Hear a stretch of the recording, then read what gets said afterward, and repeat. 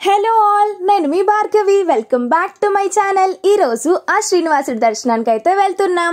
మెట్లు ఎక్కుతూ వెళ్తున్నాం కాబట్టి ఆ జర్నీని రికార్డ్ చేయడానికి వ్లాగ్ స్టార్ట్ చేశాను. ముందు రోజు పద్మావతి అమ్మవారి గుడి దగ్గర లేట్ అవ్వడం వల్ల మార్నింగ్ అందరం లేట్ గా అయితే లేచాం. అరౌండ్ 10:30 to 11 అలా అయితే స్టార్ట్ అయ్యాం. మెట్టుకి పసుపు కుంకుమ పెట్టాలని మొక్కుకున్నాం కాబట్టి అక్కడే అవన్నీ కొనుక్కొని బయలుదేరాం. మా దర్శనం టైమింగ్ స్లాట్ వచ్చేసి నైట్ 9 o'clock. అందుకే మెల్లిగా వెళ్దామని అయితే డిసైడ్ అయిపోయాం. ఇంకా మొదటి మెట్టుకి కొబ్బరికాయ కొట్టి మా జర్నీ అయితే స్టార్ట్ చేసేసాం. ఇన్ని మెట్లు ఎక్కడం, దాంతో పాటు ప్రతి మెట్టుకి బొట్టు పెట్టుకుని వెళ్ళడం ఎలా అని ఆలోచన ఒక పక్కనున్నా కూడా అన్ని దేవుడు చూసుకుంటాడని అయితే స్టార్ట్ అయిపోయాం. పసుపు కుంకుమ ప్రతి మెట్టుకి పెడతానని చెప్పాను కదా, నేనైతే పసుపు పెడుతున్నాను. మా అక్క కుంకుమ పెడదామని అయితే డిసైడ్ అయ్యాం.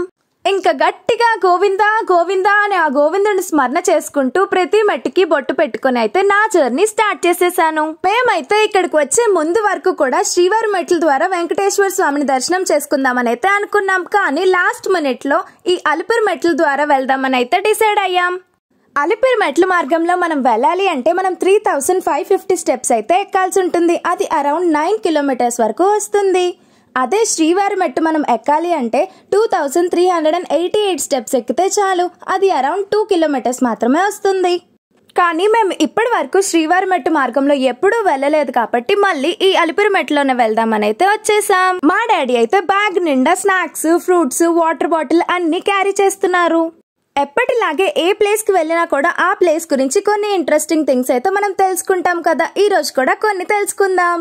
అందరూ అలిపిరి మెట్ల మార్గం అంటారు కానీ అలిపిరి అంటే ఏంటో మీకు తెలుసా?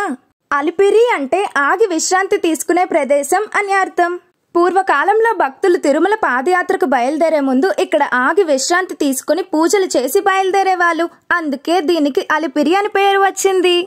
ఇంకా ముఖ్యంగా అలిపిరి మెట్లు అనగానే మనకు గుర్తొచ్చేవి కోతులు. హనుమంతుడి రూపంలో కోతులు మనకు దర్శనం ఇస్తాయి. ఇంకా అక్కడ ఉన్న వాళ్ళమంతా జై హనుమాన్ అంటూ ముందుకైతే సాగిపోయాం.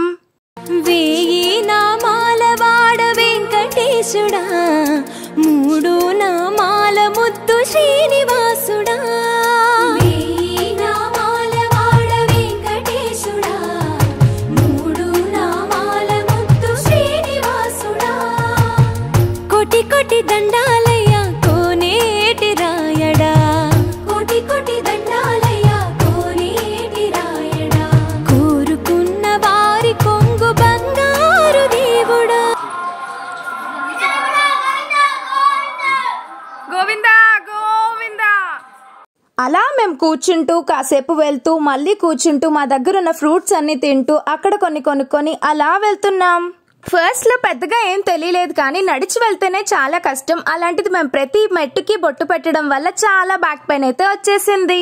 ఇంకా అలా కాసేపు రెస్ట్ తీసుకుందామని ఒక దగ్గర కూర్చుంటే అక్కడికి మా కోసం ఒక జింక వచ్చింది. చాలా సేపు అయితే అక్కడే ఉంది. మేము వీడియో తీసుకోవడానికి అనుకుంటా.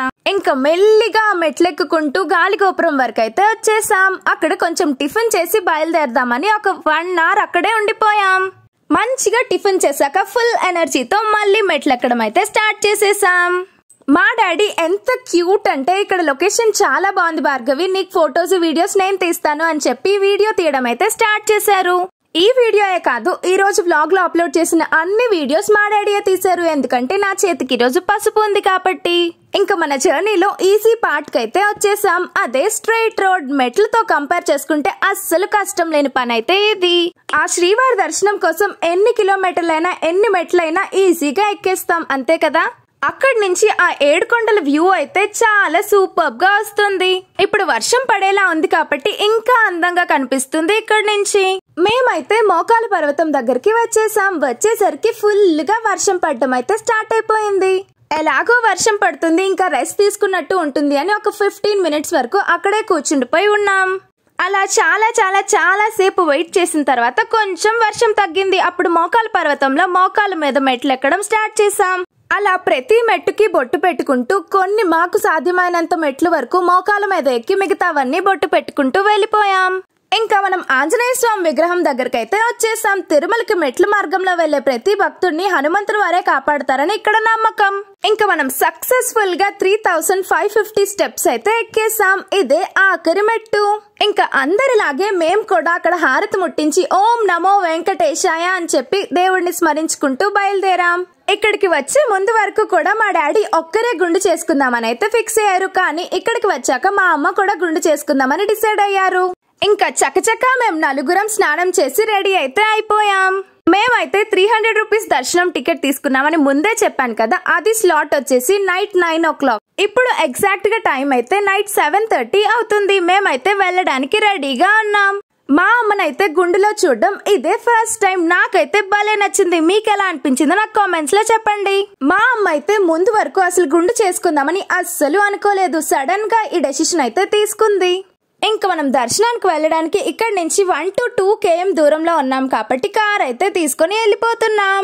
ఇంకా కొంతసేపట్లోనే ఆ శ్రీవారి దర్శనం మనకి అవుతుంది అని ఊహించుకుంటేనే భలే అనిపిస్తుంది. మాకైతే ఫుల్లుగా కాలు నొప్పులు, బ్యాక్ పెయిన్ అన్ని వస్తున్నాయి. కానీ గోవిందా గోవిందా అని అనుకుంటే అవన్నీ మాయమైపోతాయి. ఎంతైనా ఆ తిరుమలలో ఉండే ప్రశాంతత, పాజిటివ్ వైబ్, ఆ డివైన్ ఫీలింగ్ ఇంకెక్కడా రాదు. ఏమంటారు? ఎప్పటిలాగే ఈ రోజు కూడా ఫుల్ గా రష్ ఉండిపోతుందని అర్థమైపోయింది. ఏం జరిగినా అంతా మన మంచికే అని ఒక పాజిటివ్ వైబ్ తో అయితే ముందుకు వెళ్ళిపోతున్నాం. ఇంకా మనం దిగాల్సిన టైం అయితే వచ్చేసింది. మా అమ్మని గుండులో చూసేసరికి నాకే కొత్తగా చూస్తున్నట్టు అనిపిస్తుంది. జనాల రష్ చూస్తే కొంచెం భయం వేస్తున్నా. స్పెషల్ దర్శనమే కాబట్టి కొంచెం తొందరగా అవుతుంది అనుకొని వెళ్తున్నాం. ఇప్పుడు ఎగ్జాక్ట్ గా టైం వచ్చేసి నైట్ 8 o'clock అయింది. మా స్లాట్ టైం 9 కాబట్టి ఇప్పుడే లైన్ లోకి వెళ్దామని డిసైడ్ అయిపోయాం. మేమైతే దర్శనం లైన్ లోకి వెళ్ళిపోయాం. చాలా సేపటి వరకు లైన్ అసలు కదలనే లేదు. దర్శనం పూర్తయ్యేసరికి నైట్ 12 o'clock అయితే అయిపోయింది. దర్శనం అయితే చాలా సూపర్బ్ గా అయింది. ఆ దేవుణ్ణి చూసుకుంటూ అక్కడే ఉండిపోతే బాగుండు అనిపించేంత అందంగా ఉంది. ఈ వీడియో కనుక మీకు నచ్చినట్టయితే do like, share, comment and subscribe to my channel. మళ్ళీ వీడియోలో కలుద్దాం. బాయ్.